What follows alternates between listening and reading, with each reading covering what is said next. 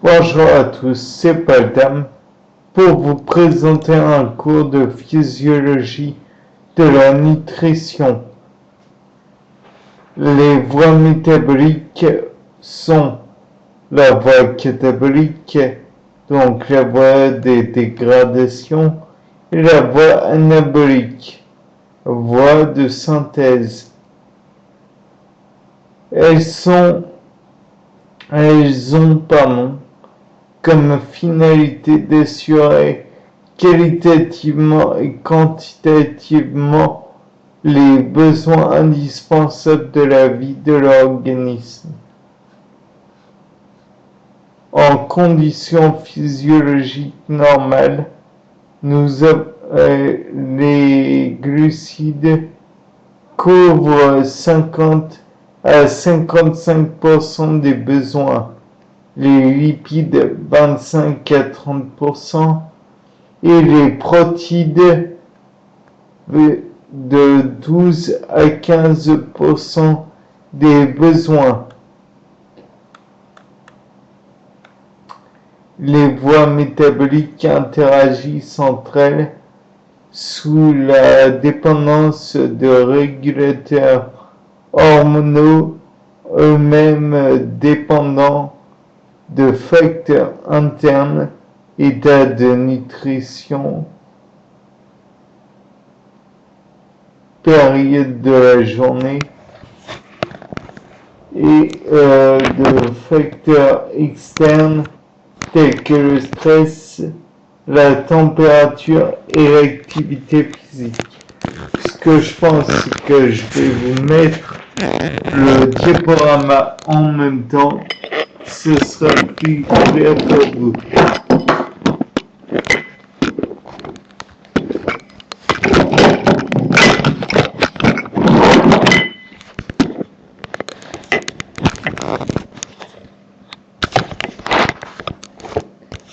J'espère que vous voyez bien. Voilà.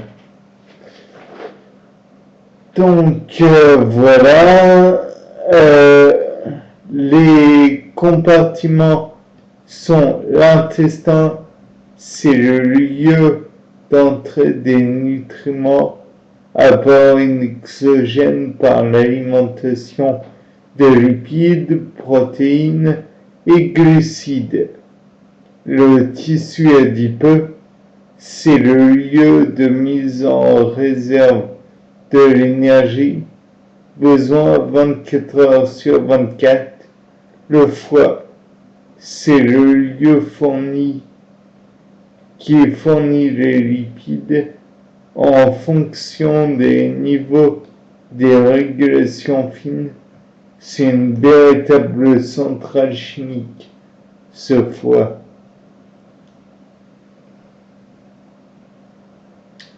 Le tissu extra-hépatique, c'est un lieu consommateur d'énergie comme le tissu musculaire. Le sang, il assure les échanges entre les divers organes. Métabolisme glucidique. Si vous avez besoin qu'on vous rappelle la glycolyse, sachez que j'ai fait une vidéo pour vous la rappeler. Enfin bref. Schéma général de l'assimilation des glucides alimentaires. Les hépatocytes, cellules du foie, sont un lieu de stockage et de dégradation. Dans les hépatocytes, plusieurs voies sont possibles. Voie de la glycogénogénèse, lorsque le glucose arrive dans les hépatocytes, il est stocké sous forme de glycogène. Le glucose rentre dans les tissus hépatiques et va se transformer en glycogène. synthèse de glycogène à partir du glucose dans le foie et dans le muscle. Voie de glycogénolyse, libération du glucose par le foie en hypoglycémie, par exemple. Le foie est le seul organe qui est capable de libérer du glucose en tant que tel. Oui, car il contient une hormone et une enzyme qui est la G6P, G6P des phosphatases, je ne sais pas comment dire. En tout cas, c'est la première étape dans la glycolyse qui permet de transformer le glucose en G6P pour le séquestrer dans une cellule. Et là, le foie est le seul à avoir l'enzyme pour transformer ce G6P à nouveau en glucose. Elle survient en période de jeûne, production de glucose à partir de la phosphorylyse du glycogène. Voie de la néoglucogénèse, quand je vous disais que c'était une centrale chimique. Fabrication du glucose à partir de substances non glucidiques en hypoglycémie. Par exemple, elle survient lorsqu'il y a peu de sucre, période de jeûne très longue, il n'y a pas plus d'apport de glucose par l'alimentation, donc l'organisme se débrouille lui-même pour produire du glucose à partir de substances non glucidiques, le lactate, le glycérol, les acides aminés glucoformateurs. Dans le cytosol, une voie est possible, la voie de la glycolyse, ou voie majoritaire d'utilisation du glucose, utilisation directe du glucose par les cellules de l'organisme en manque d'énergie. Le glucose est dégradé dans le cytosol, puis dans la mitochondrie en CO2, H2O et ATP, assimilation du glucose et production d'énergie. Le carré bleu, donc vous le voyez juste là,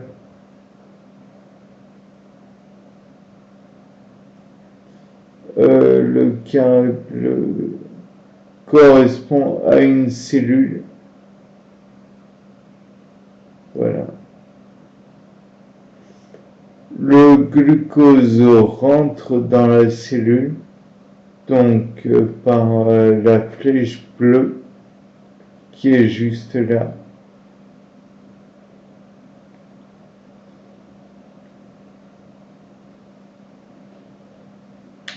Et transformé en G6P. Il peut également donner du glycogène, réserve glucidique pour les tissus. Lors d'un jeûne, l'organisme va puiser dans cette réserve par la glycogénolyse, glycogénogénèse. Le glycogène peut redonner du G6P par la glycogénolyse. Si cette cellule est une hépatocyte,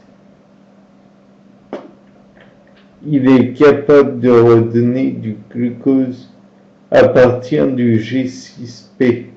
Le foie est le seul organe, comme je l'ai dit précédemment, qui peut refabriquer du glucose à partir du glucose 6-phosphate, le fameux G6P.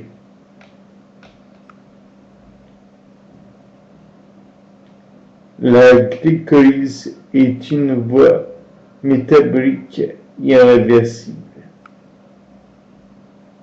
Dans toutes les cellules, sauf dans le foie, la première étape se fait dans le cytosol, puis à partir du triose-phosphate, cela se fait dans la mitochondrie.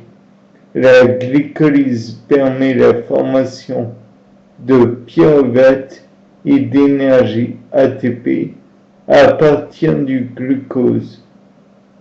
La glucokinase, exokinase, en fait, est l'enzyme qui permet la formation du G6P, carrefour métabolique, à partir du glucose. Donc, qui séquestre ce glucose dans la cellule. Le glucose transforme en G6P avec l'apport d'un phosphate par une kinase, la glucokinase. Le G6P rentre dans la glycolyse. La pyruvate kinase est l'enzyme qui permet la formation du à partir du PEP du PEP. Donc, en gros, c'est la 10e et ultime réaction.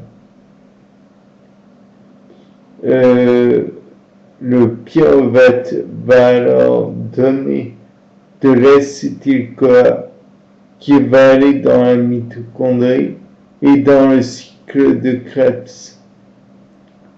Et je ne vous rappelle pas qu'il y a citrate, isocitrate, alpha-cétoglutarate, succinyl-CoA, succinate, fumarate, malate, oxaloacétate, sachant que j'ai oublié de mentionner le 6-aconitate entre l'isocitrate et le citrate, je crois, à vérifier.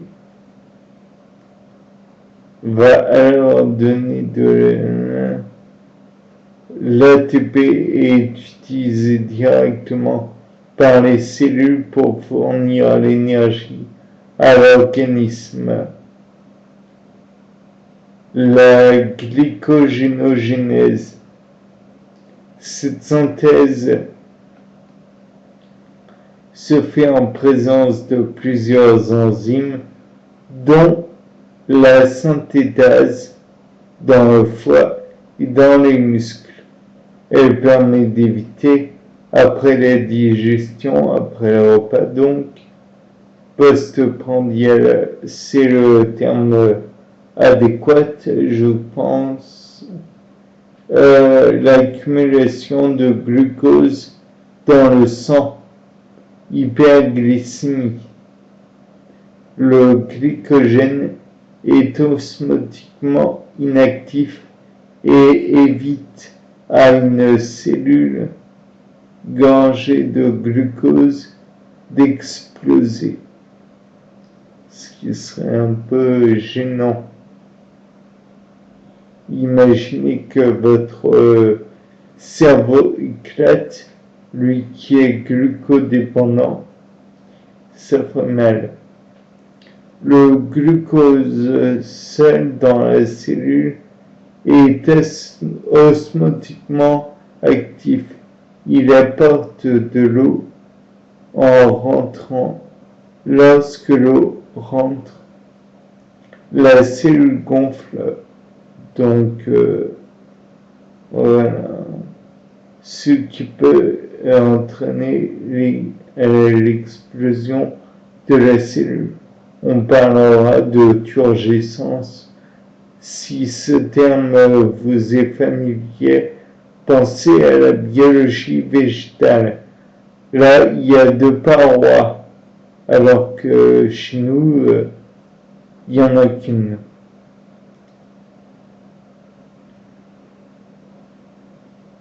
Sous la forme de glycogène, il n'y a pas d'entrée d'eau dans la cellule. La cellule n'explose donc pas. Le stockage du glucose se fait sous forme d'un polysaccharide que l'on appelle le glycogène.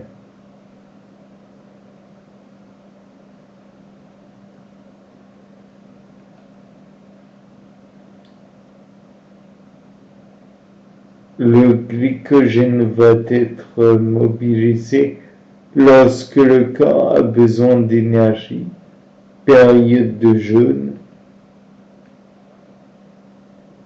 Le glucose rentre dans la cellule comme dans la glycolyse pour former du G6P sous l'action de la glycokinase.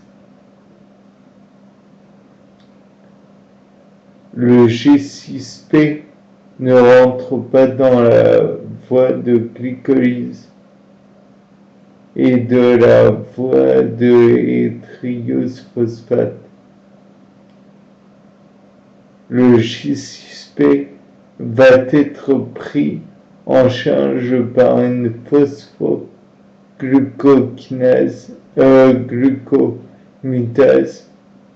transformation du glucose 6-phosphate en glucose 1-phosphate, GMP. Le GMP va être formé de l'UDP glucose qui va donner de l'amylopectine sous l'action de la glycogénosynthétase. Les molécules d'UDP glucose se lient entre elles pour donner l'amylopectine. Amylopectine va donner du glycogène sous l'action d'une enzyme de branchement. Ce stockage du glycogène se fait dans le foie, tissu hépatique, et dans le tissu musculaire. D. La glycogénolyse. Elle se réalise principalement dans le foie et dans les muscles. Le glucose 6-phosphate n'est présente que dans le foie, et le foie est le seul à pouvoir libérer en quantité du glucose dans le sang. Donc, petit schéma qui est toujours bon à prendre, à savoir celui-là. Donc, glycogène via des phosphates et la glycogène phosphorylase donne du GMP, phosphoglucomutase donne du G6P par la suite, entrée dans le foie, on perd du phosphate via la glucose 6-phosphate et on réobtient du glucose. Et ainsi, c'est l'histoire du glucose dans l'hépatocyte.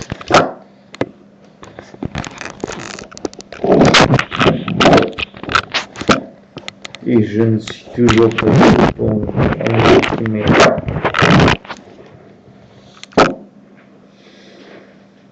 Cette voie permet la libération du glucose à partir du glycogène. Cette voie se fait dans le foie.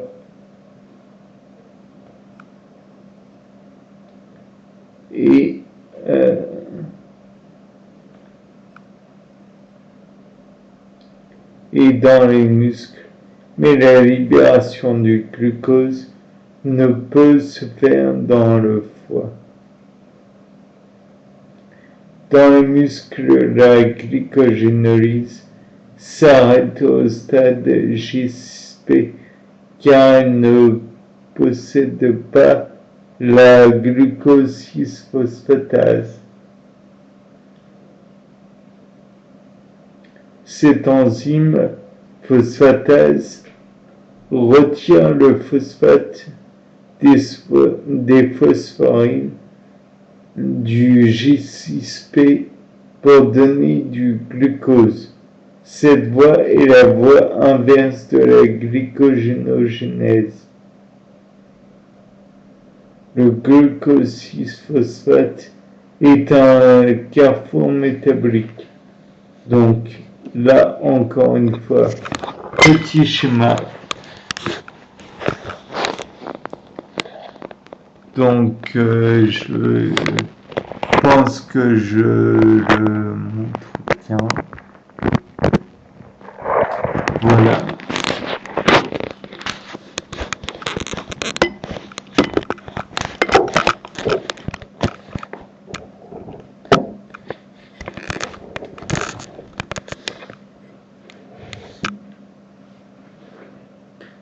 Le glucose 6-phosphate est un carrefour métabolique. Il est au centre de divers métabolismes. Il peut s'engager dans la glycogénogenèse via le glucose 1-phosphate, la glycolyse via le fructose 6-phosphate, la voie des pentoses phosphates pour synthétiser du NADPH et des sucres, voie qu'on ne sera pas qui ne sera pas détaillée. J'ai eu du mal. Le J6P est retrouvé dans toutes les voies métaboliques du glucose. La néoglucogénèse, elle permet la production de glucides à partir de précurseurs non glucidiques. Elle se fait majoritairement au niveau du foie, mais également au niveau du rein et du muscle en général. Cette voie est activée lors d'une période de jeûne prolongé. Les précurseurs non glucidiques sont de différents types. Le lactate au niveau des muscles, c'est un des résidus qui reste lors d'une contraction musculaire. Les acides aminés glucoformateurs provenant de l'alimentation et de la dégradation des protéines des muscles squelettiques. Le glycérol provenant de la dégradation des triglycérides. Donc, je vous rappelle que c'est une molécule de glycérol estérifiée par 3 acides gras au niveau des cellules adipeuses. Lors d'une hypoglycémie ou d'un jeûne prolongé, on n'a pas de glucose à disposition, mais des précurseurs non glucidiques. Jeûne prolongé, environ 48 heures. Les précurseurs permettent la formation du pyruvate qui donne de l'oxaloacétate ou directement de l'oxaloacétate. L'oxaloacétate, sous l'action de la phosphoénolpyruvate carboxykinase, va donner de la phosphoénolpyruvate du PEP. Ce PEP passe par la voie des triose-phosphates afin de reformer du glucose avec le fructose comme intermédiaire. Transformation du fructose en 6-bisphosphate en fructose 6-phosphate grâce à la 1,6-biphosphatase. C'est l'enzyme importante au niveau du cytosol. Régulation du métabolisme glucidique. Donc, voici le petit schéma qui est important. Donc, vous voyez la glycolyse qui descend à fond, puis ensuite reprise par la glycogénolyse, et enfin, quand la glycogénolyse baisse, il y a une petite prise de la glycogénogénèse, néoglucogénèse.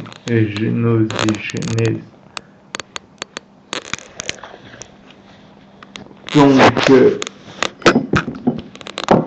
lorsque l'on mange, on va avoir un apport glycémique. J'espère que vous pouvez retenir.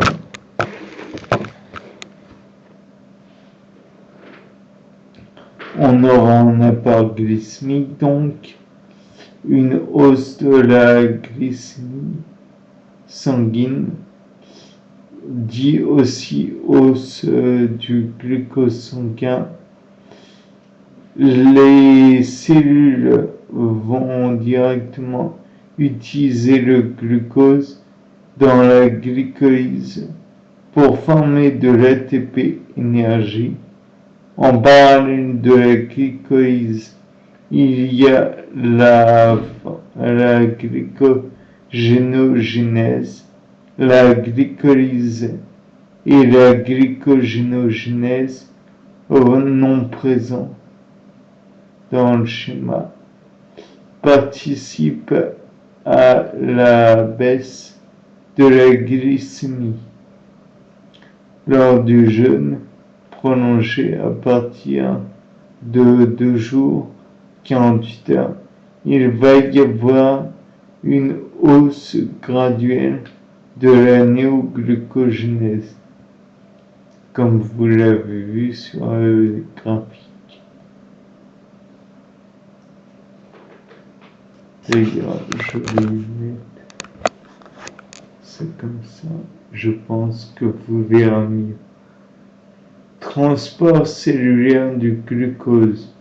Le transport du glucose par diffusion facilitée est une étape limitante. Pas de transporteur, pas d'entrée du glucose, peut entraîner des problèmes du métabolisme cellulaire. Il y a 5 isoformes des transporteurs GLUT. GLUT1 au niveau des érythrocytes et des neurones, GLUT2 au niveau des entérocytes, intestins donc, et des hépatocytes, ainsi que cellules bêta des îlots de Langerhans. Au niveau des neurones, le GLUT3 au niveau des cellules musculaires striées et des adipocytes, GLUT4, GLUT5 au niveau des spermatozoïdes.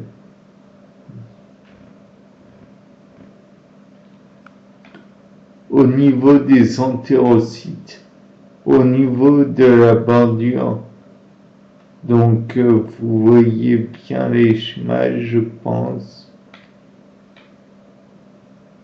Au niveau des entérocytes, au niveau de la bordure en brosse, le glucose rentre dans la cellule par un transporteur sans port, glucosodium. Au pôle basal, il sera ensuite pris en charge par un transporteur uniport, GLUT2, afin de passer dans la circulation sanguine. Au niveau des cellules intestinales, entérocytes, on a des GLUT avec la lumière intestinale, la barrière en brosse, et par là, c'est par là qu'arrive le pôle alimentaire digéré. Il arrive au niveau des bordures en brosse. Le glucose est pris en charge par un sans-port, glucosodium, passage d'un glucose contre plus de sodium, transport actif, sol, SGLT1.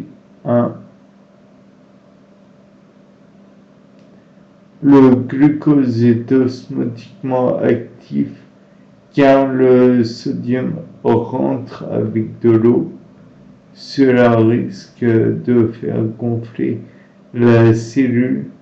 Au niveau basal, le glucose ressort grâce au transporteur GLUT2.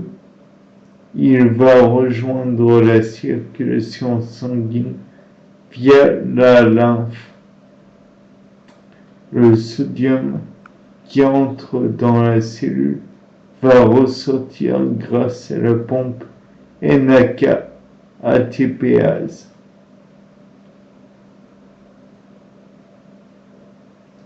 Métabolisme lipidique. Au niveau de l'intestin, les lipides alimentaires sont pour plus de 90% des triglycérides. Je vous rappelle que les triglycérides, c'est les fameux acides gras, les fameuses graisses qui sont formées de 1 glycérol et stérifiées par trois acides gras. Les lipides alimentaires, tels les triglycérides, sont à 75% captés et dégradés par le tissu adipeux. Les 25% restants vont dans le foie pour donner du glycérol et des acides gras libres. Acides gras libres sont ensuite stockés. Au niveau du foie, les triglycérides formés ne seront pas stockés que dans le tissu adipeux, mais transformés en acides gras libres et glycérol.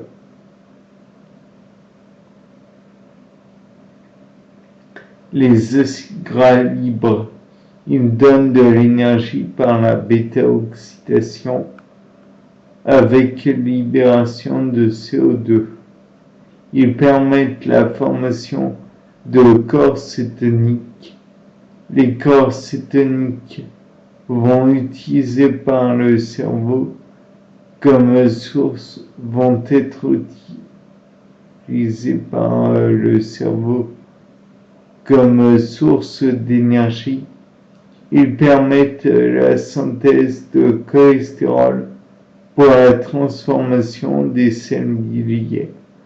Le cholestérol peut s'associer aux triglycérides pour former les lipoprotéines qui vont se diriger vers le tissu extra-hépatique.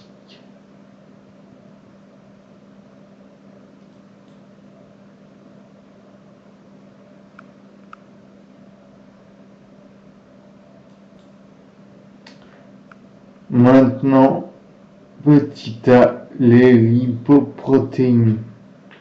Les lipoprotéines sont des systèmes de transport de lipides, des lipides sériques car insolubles dans l'eau, donc dans le sérum aussi je présume. Les lipides sont insolubles dans l'eau, donc ils vont s'associer à des protéines pour être transportés à la destination cible. Les graisses de l'alimentation, les lipides synthétisés par le foie, les lipides synthétisés par le tissu adipeux doivent être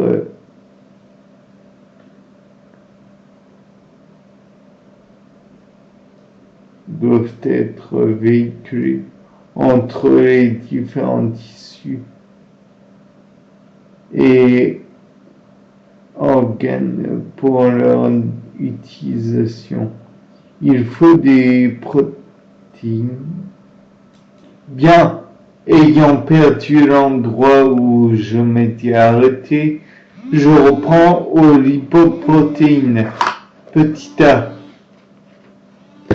Les lipoprotéines sont des systèmes de transport lipides sériques car insolubles dans l'eau.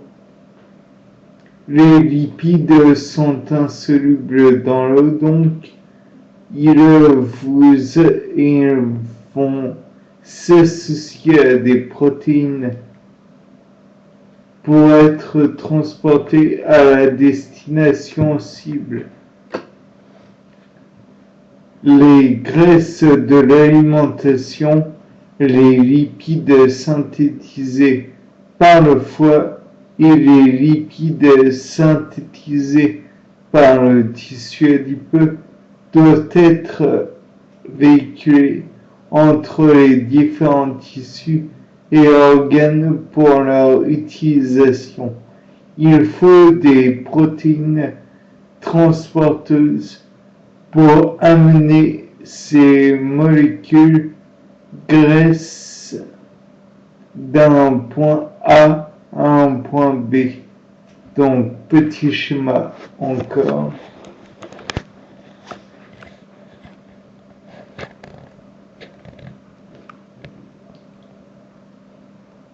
Je ne sais pas si vous arrivez à lire.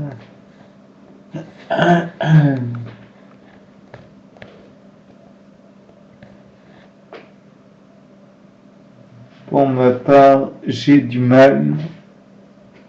Alors, c'est un schéma montrant des cholestérols libres, tout en haut, au milieu, phospholipides, et en bas, ester de cholestérol. Ensuite, apolipeptide.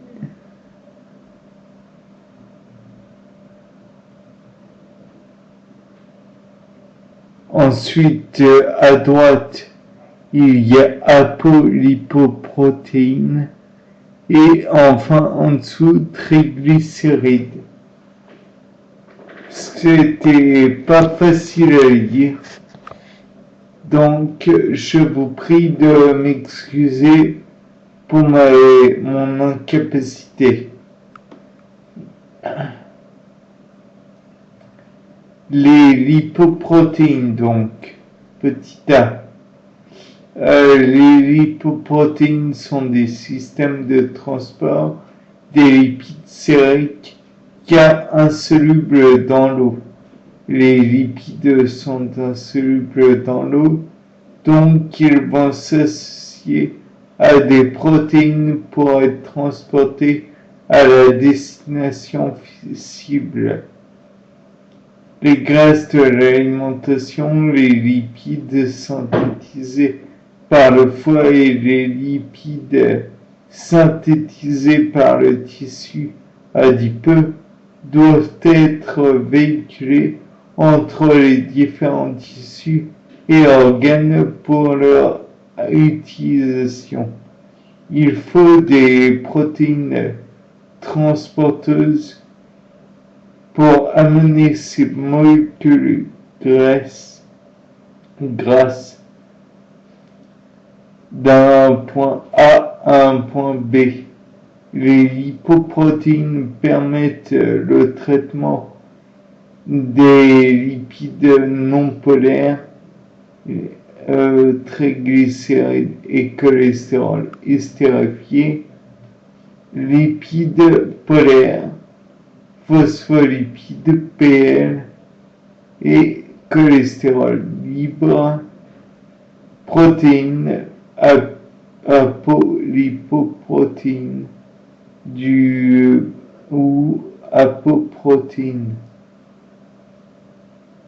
Il existe 6 classes de lipoprotéines. Les kilomicrons, les VLDL,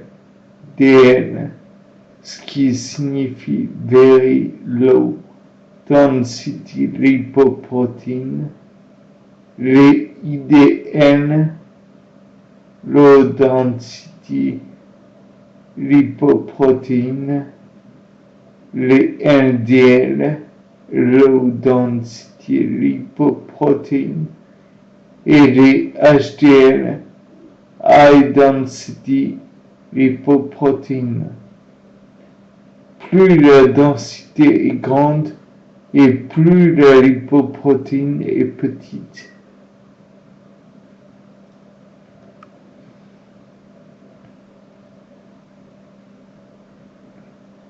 Toutes les lipoprotéines ont la même structure de base, structure sphérique, constituée de 2 parties. La surface écorce donc, lipides polaires hydrophiles, PL, cholestérol libre, et apoprotéines différentes selon la lipoprotéine. Les lipides polaires donnent la forme sphérique à la lipoprotéine. Le noyau lipide apolaire hydrophobe, TG, cholestérol stérifié. Les lipoprotéines ont toutes la même structure sphérique, mais c'est la proportion en triglycérides et en cholestérol qui varie. Elles sont toutes sphériques avec une partie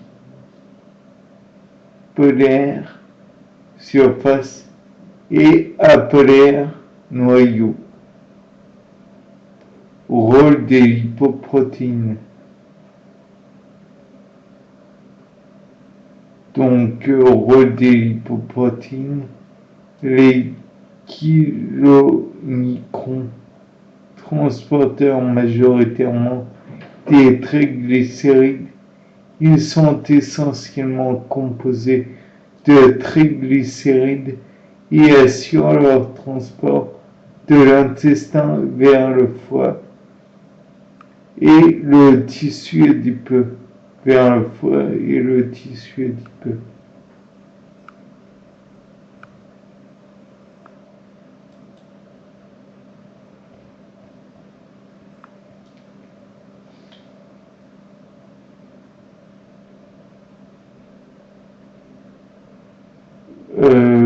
Les VLDL, transporteurs majoritairement des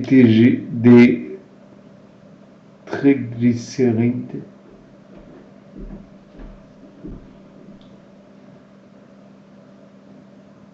Donc, ils assurent le transport des triglycérides du foie vers le tissu extra-hépatique. Toutes les cellules,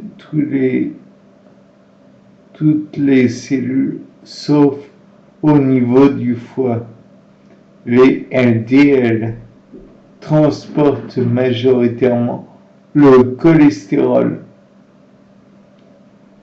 Ils sont composés de cholestérol et assurent leur transport du foie vers le tissu adipeux, vers le tissu hépatique, extra-hépatique pour être précis.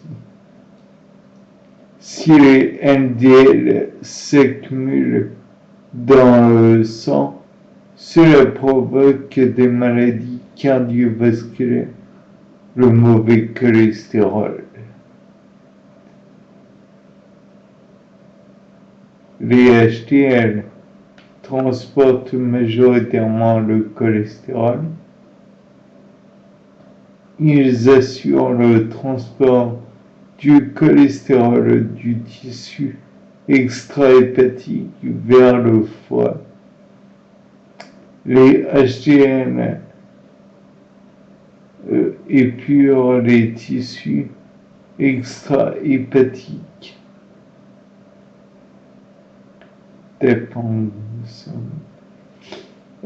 En cholestérol qui est ramené au niveau du foie et transformé en sel biliaire. C'est le bon cholestérol. Voie d'épuration du cholestérol.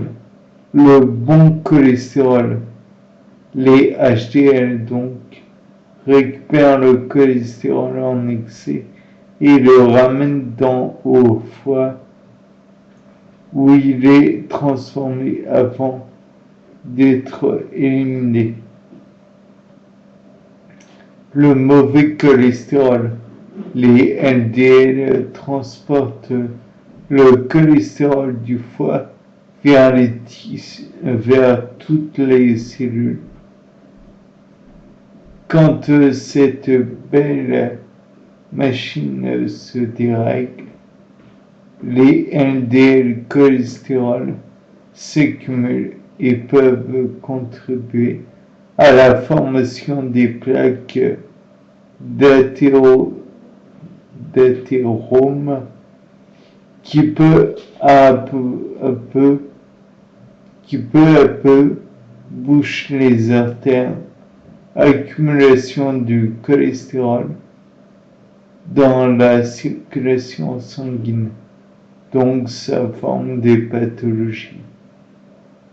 Le chylomicron, synthèse des chylomicrons dans les entérocytes, ils sont synthétisés dans les entérocytes. Ils sont composés de triglycérides, de cholestérol et d'apoprotéines. Les kilomicrons sont les lipoprotéines qui sont responsables du transport des triglycérides de l'intestin grêle vers le foie, où ils seront dégradés, réutilisés donc, et les tissus adipeux donc stockés. Les apoprotéines, donc petit schéma avant pour les kilomicrons. Donc là, vous avez les apoprotéines en bleu.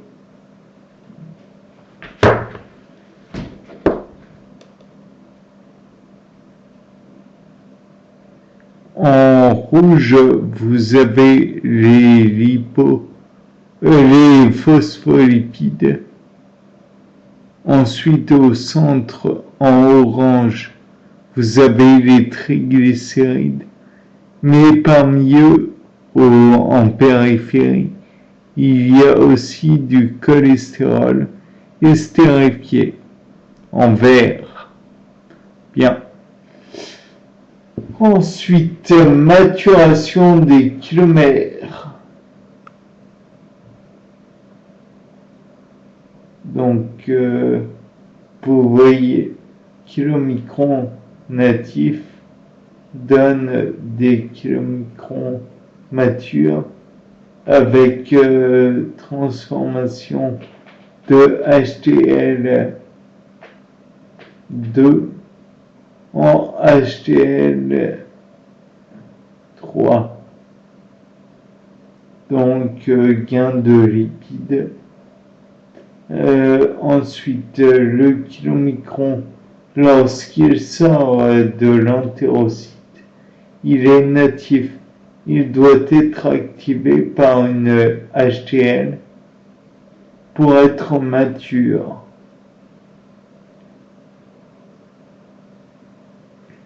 Le kilomicron échange des apoprotéines avec les HTL pour être mature. Échange d'apo entre les deux lipoprotéines. Les kilomicrons natifs le kilomicron natif devient mature grâce au HTL qui arrange le contenu en apoprotéines.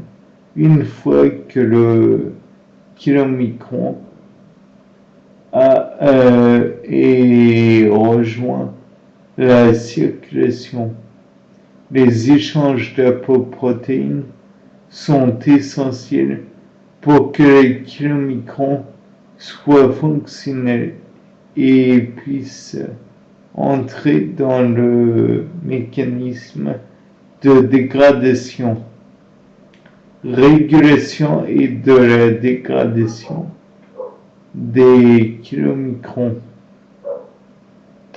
La dégradation des kilomicrons se fait par la lipoprotéine lipase, LPLA, dans les parois vasculaires. 75% des kilomicrons sont dégradés par le tissu adipeux. 25 des kilomicrons sont dégradés par le foie. Normalement, l'épuration des kilomicrons dure environ 4 à 6 heures. Mais il existe des altérations des mécanismes de dégradation qui entraînent l'hyperkilomicronémie de type 1. Les hyperkilomicronémies accumulation de kilomicrons dans la circulation générale. Cela entraîne la hausse de la concentration plasmatique en triglycérides jusqu'à 60 grammes par litre au lieu de 0,5 à 1 gramme par litre.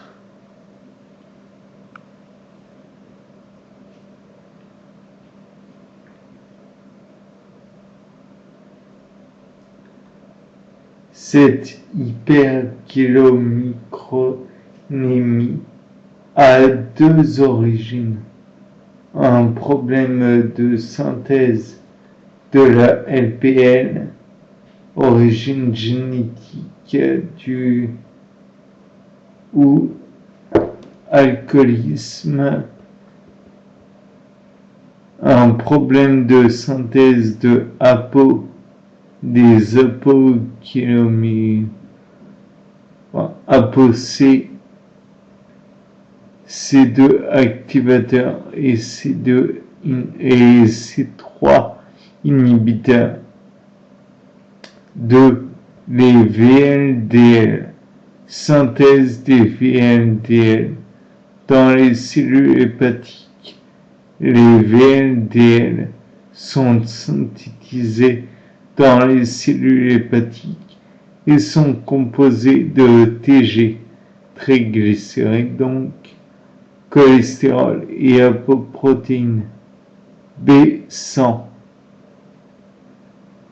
Les VLDL sont les précurseurs des IDL qui forment ensuite les LDL, mauvais cholestérol.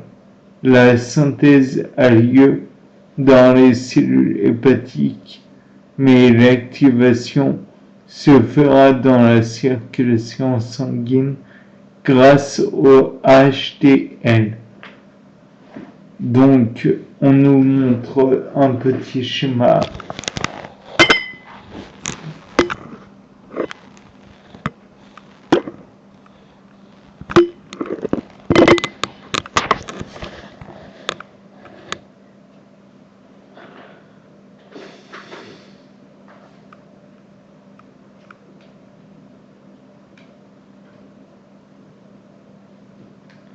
Ce schéma est intitulé « L'activation des VLDL se fera au niveau du sang ». Ensuite, dans le foie, on retrouve les acides gras libres qui peuvent être issus de la lipolyse du tissu adipeux qui donne naissance à des acides gras qui vont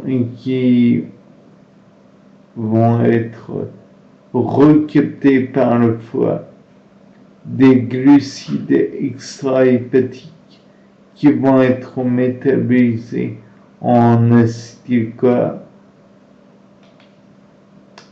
précurseurs par exemple des acides gras. À partir de ces acides gras libres et du glycérol, le foie peut synthétiser des triglycérides.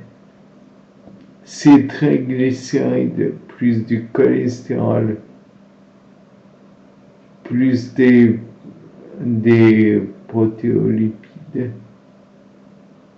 probablement PL, plus des apoprotéines permettant la fabrication des VLDL natifs.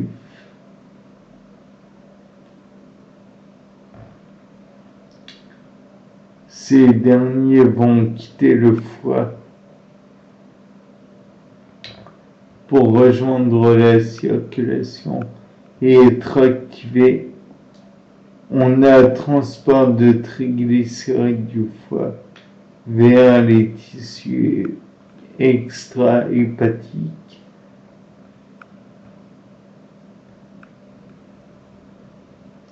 Ils sont synthétisés synthétisés par le foie et sont redistribués à l'organisme.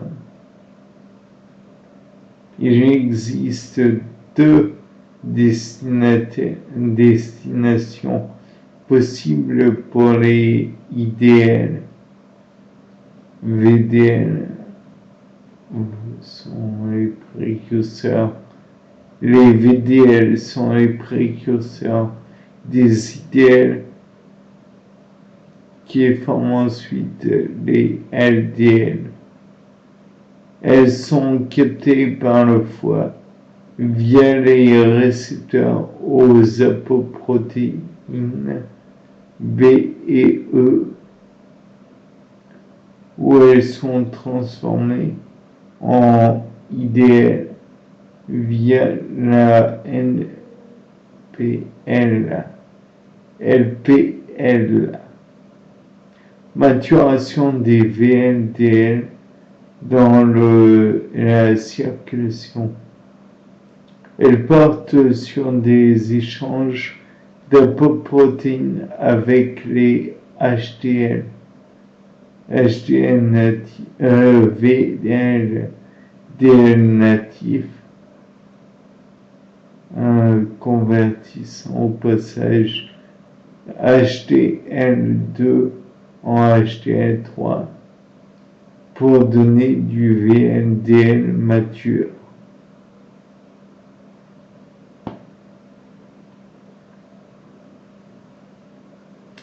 Cette activation se fait dans un échange d'apoprotéines dans le sang.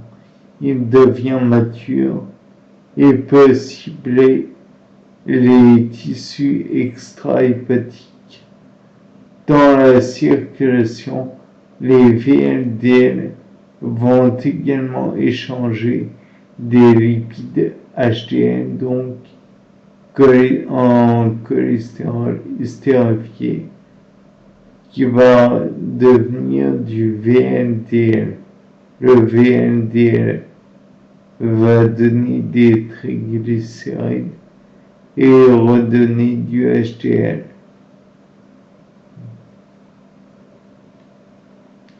HDL via plus du cholestérol estérifié donne du VLDL. En revanche, le VLDL plus des triglycérides vont donner du HDL. Un HDL peut devenir un VLDL s'il se charge en cholestérol estérifié et inversement. Régulation de la dégradation des VLDL. Elles dépendent de la concentration intracellulaire en acide gras libre du foie. Cette concentration a trois modulateurs: l'intensité et la lipolyse du tissu adipeux. Plus le tissu adipeux est dégradé et plus on va fournir des acides gras libres. La synthèse endogène à partir de glucides, métabolisme glucidique permettant la formation d'acétyl-CoA, la consommation d'alcool, donc augmentation de la dégradation au niveau du foie, hausse des acides gras libres, hausse des triglycérides, donc hausse des VDL.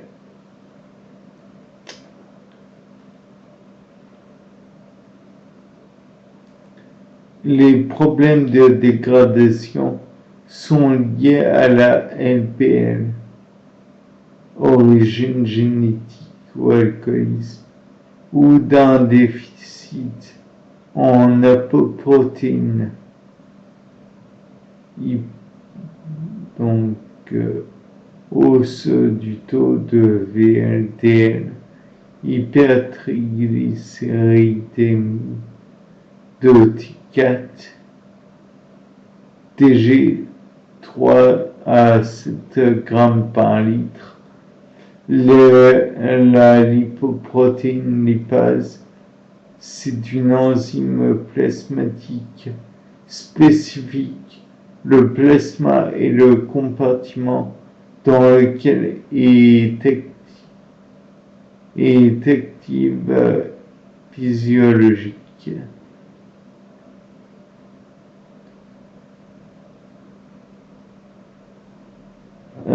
Elle hydrolyse des triglycérides, des kilomicrons en VLDL en acide gras libre plus du glycérol. Elle est logée dans la paroi des capillaires et est synthétisée par les cellules musculaires et adipeuses.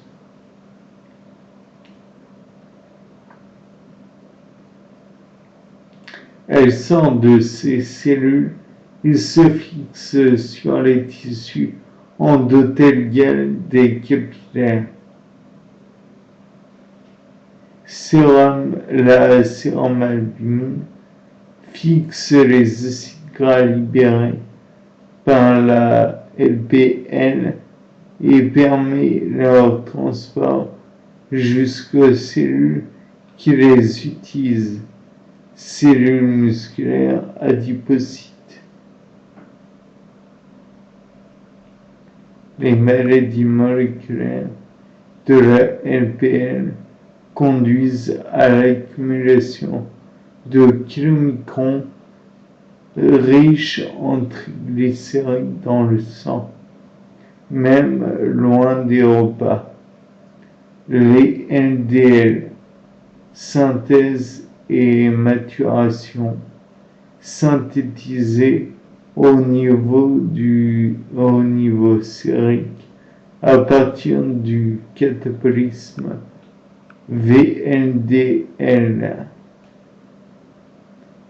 Ils sont synthétisés au niveau sérique à partir du catabolisme des VLDL.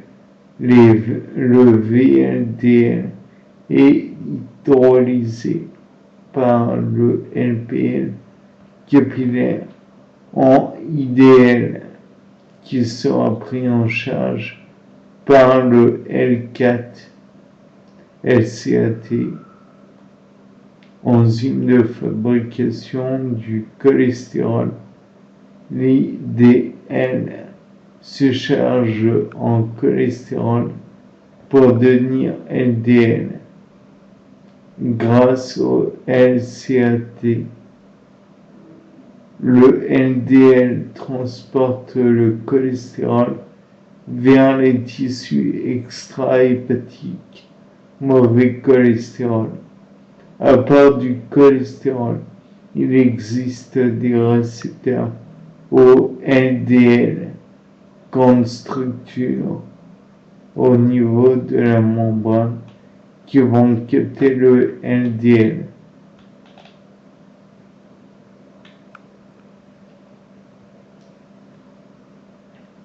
Chez l'homme, la majorité du cholestérol de l'organisme est produit par synthèse, environ 700 mg par jour, reste est fourni par l'alimentation.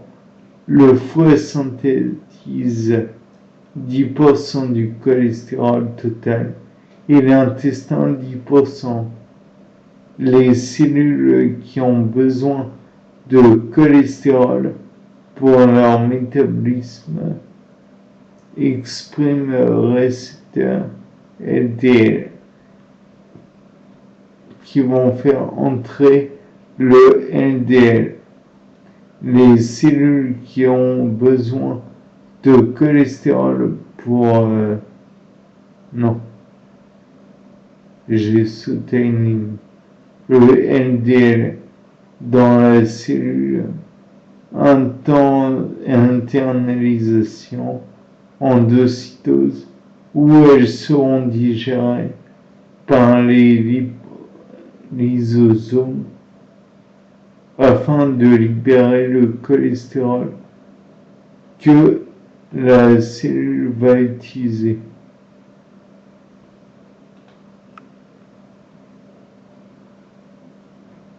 Régulation des LDL.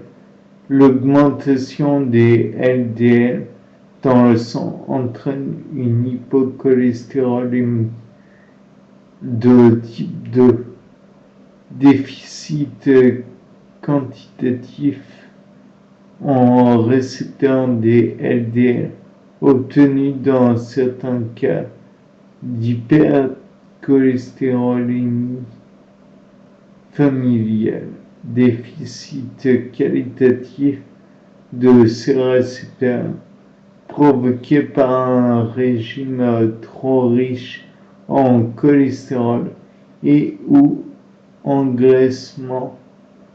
Ces déficits conduisent à ce que les LDL ne soient pas plus catabolisés par la voie normale.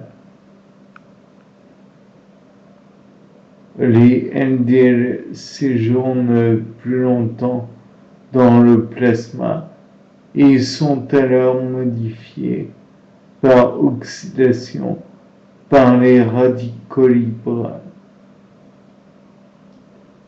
Elles sont alors prises par récepteurs et boueurs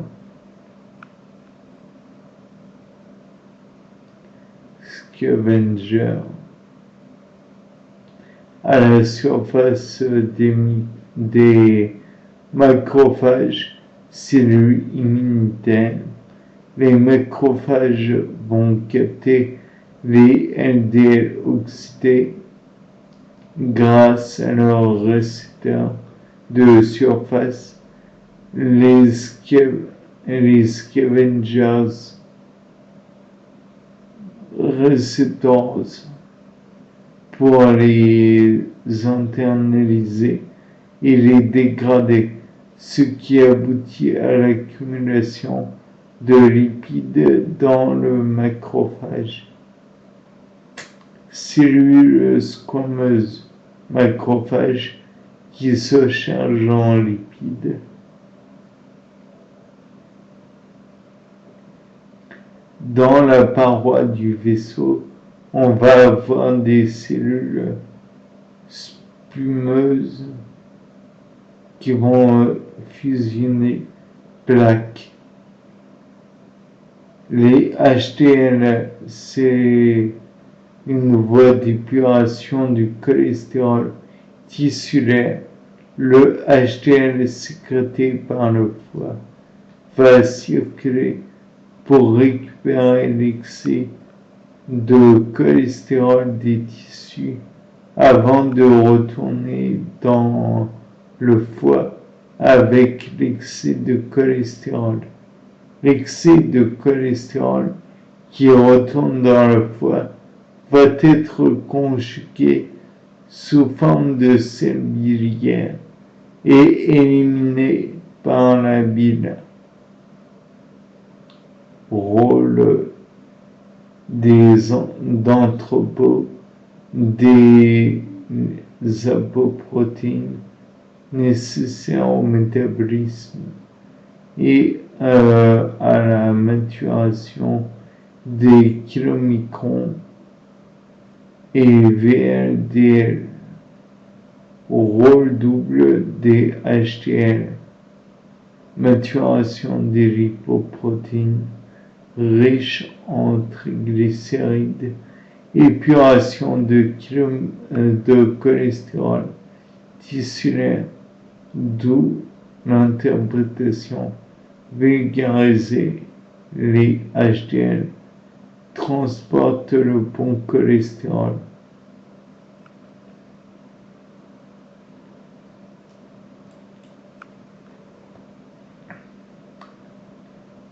L'origine des HDL.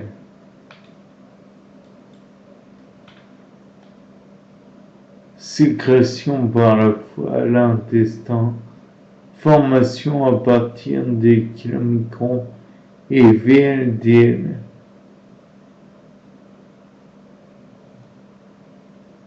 Il existe 4 sous-classes de HDL.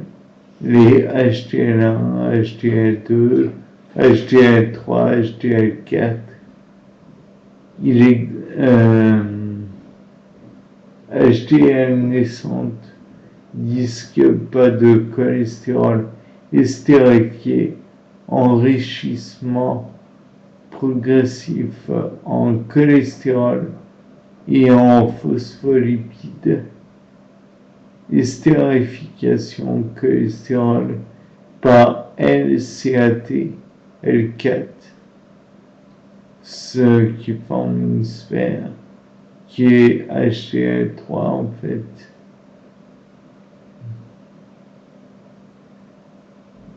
Enrichissement en cholestérol estérifié, en triglycérides, HDL2, régulation du taux de cholestérol circulant. Importance du rapport HDL-LDL.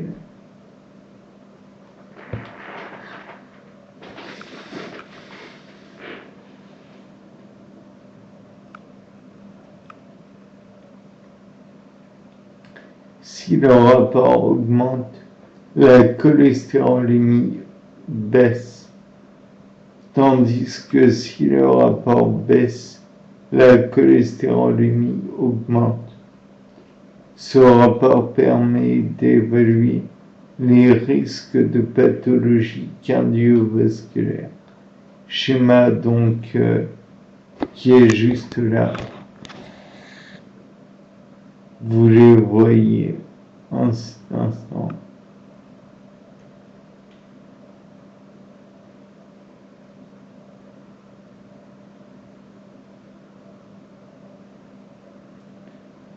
Donc, je passe à la suite. Donc, le foie, synthèse, libération et oxydation des lipides. Le tissu adipeux ne peut pas oxyder les lipides. Seul le foie le peut. Le tissu adipeux, synthèse, libération et stockage des lipides. Le foie ne peut pas stocker les lipides, sauf le tissu adipeux. Seul le tissu adipeux le peut. Donc, on nous présente des vidéos bilan sur YouTube.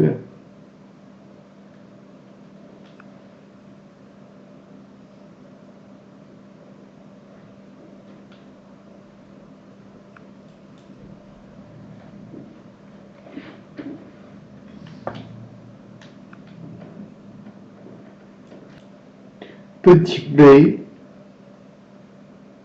métabolisme des lipides au niveau du tissu adipeux. Entrée des lipides, triglycérides, tissu adipeux.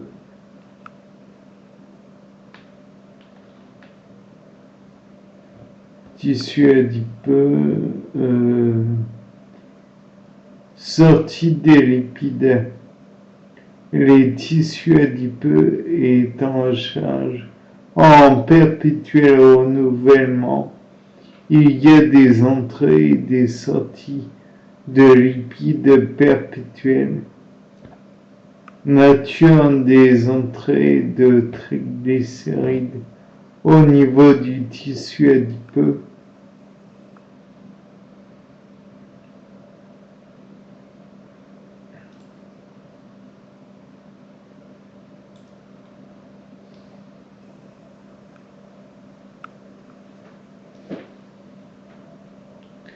Donc, tout d'abord, il y a la lipogénèse.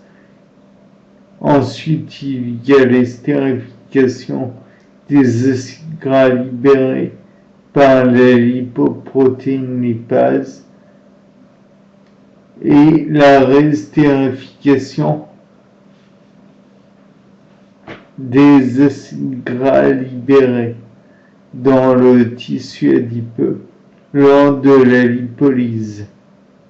Donc là, vous avez un joli petit schéma.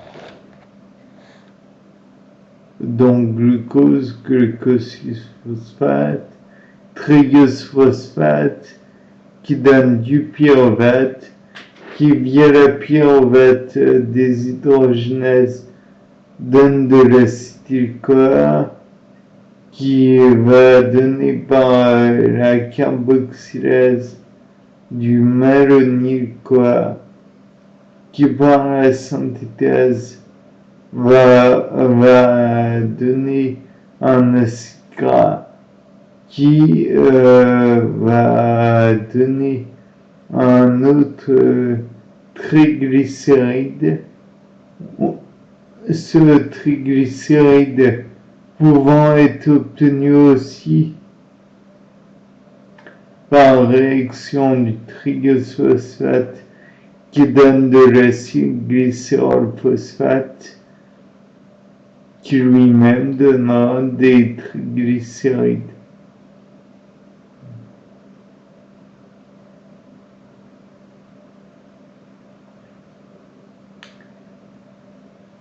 Et qui via la lipase hormonosensible va permettre de sortir de l'adipocyte pour gagner le sang et qui sera libéré en glycérol et en acide gras. Les acides gras sont bien sûr transportés par les triglycérides qui eux-mêmes sont transportés par les lipoprotéines dans le sang.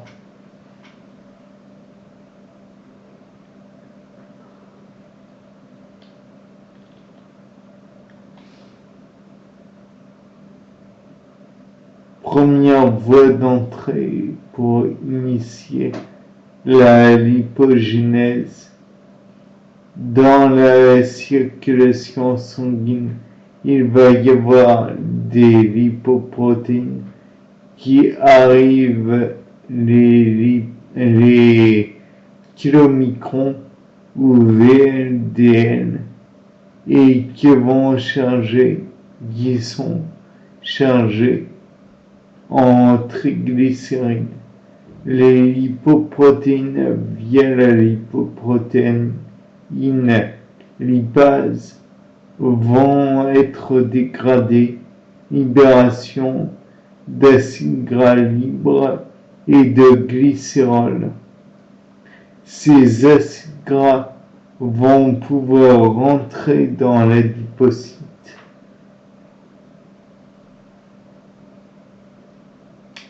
Deuxième voie d'entrée pour initier la lipogénèse. Suite à un repas, il y a un apport glucidique. Le glucose va rentrer dans l'adipocyte et suite à la glycolyse, il va donner naissance au pyruvate. Ce pyruvate va rentrer dans la mitochondrie pour subir le cycle de Krebs pour permettre la synthèse de malonyl-CoA. L'acétyl-CoA est le précurseur des acides gras qui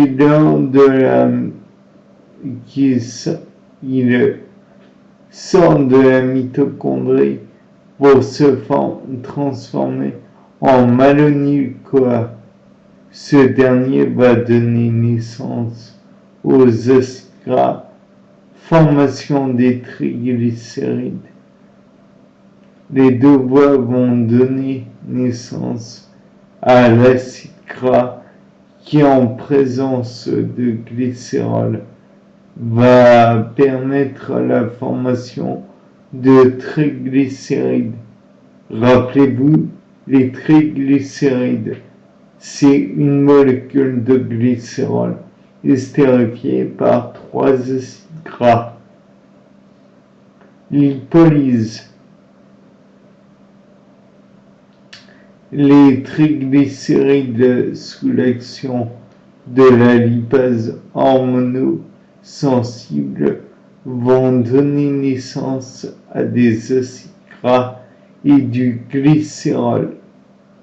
La lipolyse adipocytaire a pour but de libérer des acides gras et du glycérol dans la circulation sanguine.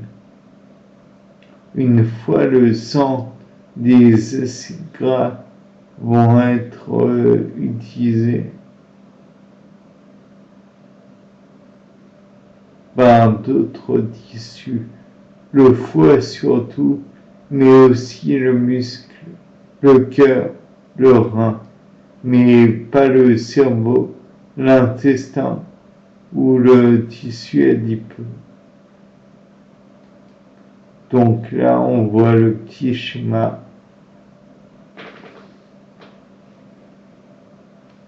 J'espère que vous le voyez bien.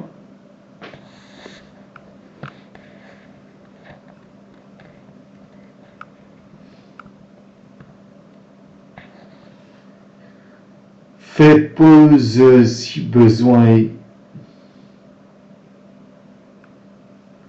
afin de bien regarder. C'est métabolisme des lipides au niveau du foie. Synthèse, dégradation, oxydation, libération, pas de stockage.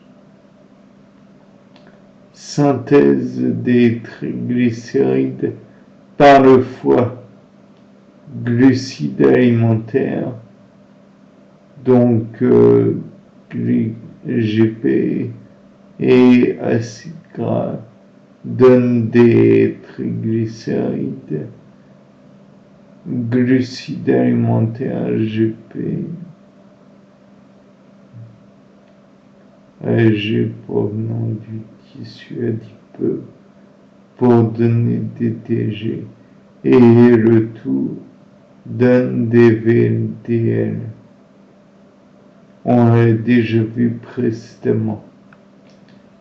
Synthèse des triglycérides à partir des acides gras libres qui arrivent au niveau de ce tissu hépatique.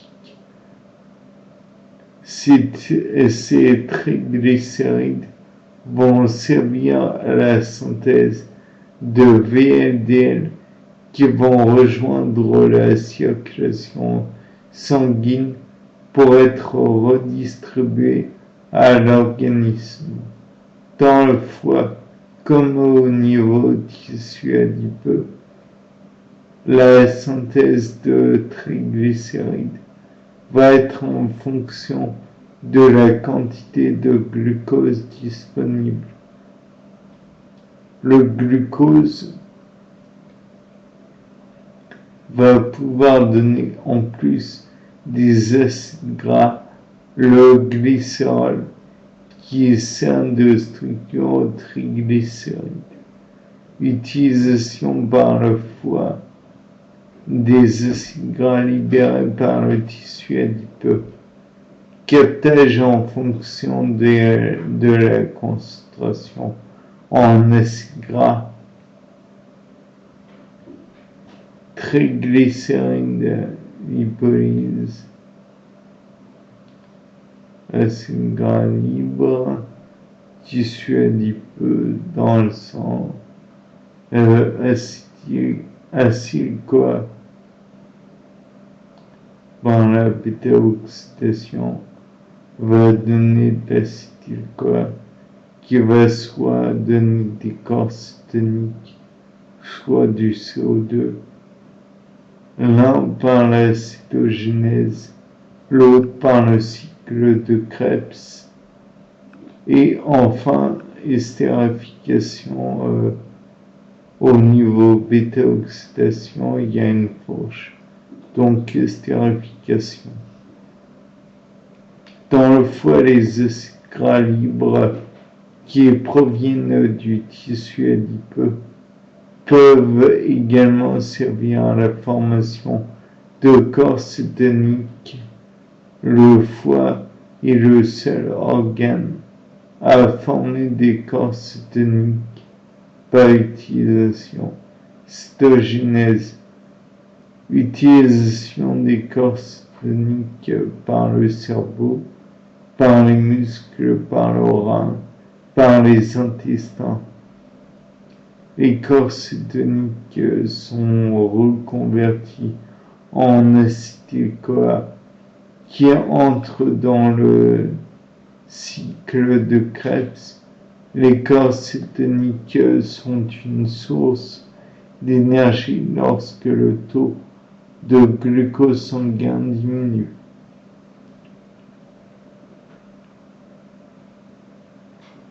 Petit schéma général.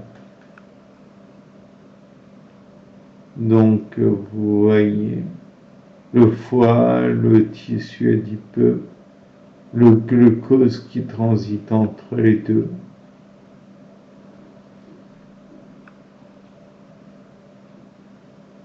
Bien.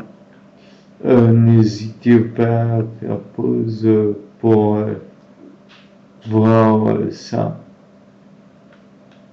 Ensuite, donc, c'est les corps cétoniques. Ces corps cétoniques peuvent être produits au niveau du foie, mais pas au niveau du tissu adipeux. Métabolisme protéique. Donc le foie, protéosynthèse, protéolyse et catabolisme des acides aminés. Sachant que le muscle ne peut que faire les deux premiers. Muscle réserve de protéines. L'homme de 70 kg comporte 40% de muscle, soit 28 kg de muscle. Le muscle correspond à 20-25% de protéines, soit 6 kg de protéines, réserve énergétique pour 12 jours. Protéines alimentaires, digestion et absorption, acides aminés dans le sang, principale réaction chimique implique les protéines, oxydation des acides aminés, désamination des acides aminés et synthèse de l'urée. Synthèse des protéines et protéolyse. La synthèse des protéines, donc acides aminés, synthèse protéines, puisque les protéines sont des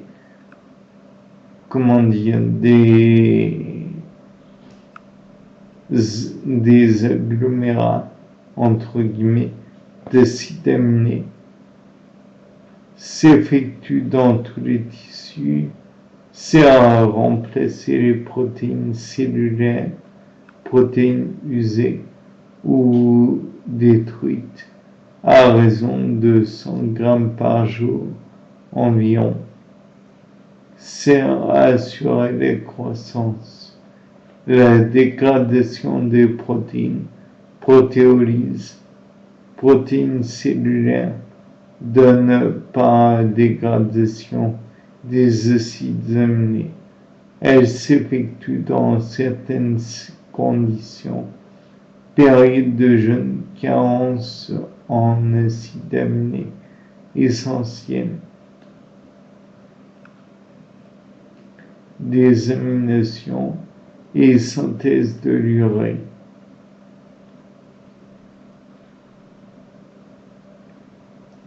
des aminations conduit aux acides cétoniques. Donc, acides aminés, des aminations, acides cétoniques, sachant que dans le foie, NH3, CO2, urée, voilà. La désamination et donc la synthèse de l'urée s'effectue dans le foie. Les acides aminés doivent être désaminés. On leur enlève un groupement amine et ils deviennent alors des acides cétoniques avant d'être utilisés comme source d'énergie. Attention, un acide cétonique n'est pas un corps cétonique. Le groupement NH3 libre suite à la décomposition des aminations en présence de CO2 va permettre la synthèse de l'urée. L'urée est un déchet qui est libéré dans le sang et ensuite excrété par les reins dans l'urine. Oxydation des acides aminés. Oxydation des acides aminés s'effectue dans le foie. Les acides cétoniques, acides aminés désaminés, peuvent être utilisés directement pour produire de l'énergie rare. Les acides cétoniques sont surtout utilisés pour former du glucose dans la néoglucogénèse ou des triglycérides hypogénèse à partir des acides aminés en excès.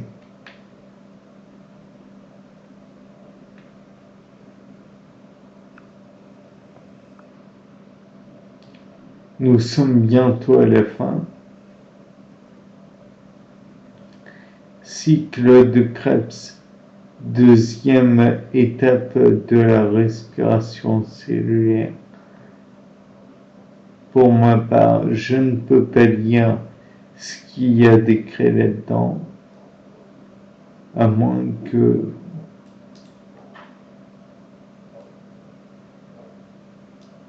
non. Au rôle du muscle, équilibre protéique, essentiel au renouvellement, perpétuel renouvellement. Protéines musculaires, entrée protéosynthèse, puis protéines musculaires, donne sortie protéolyse. Équilibre dynamique des protéines musculaires.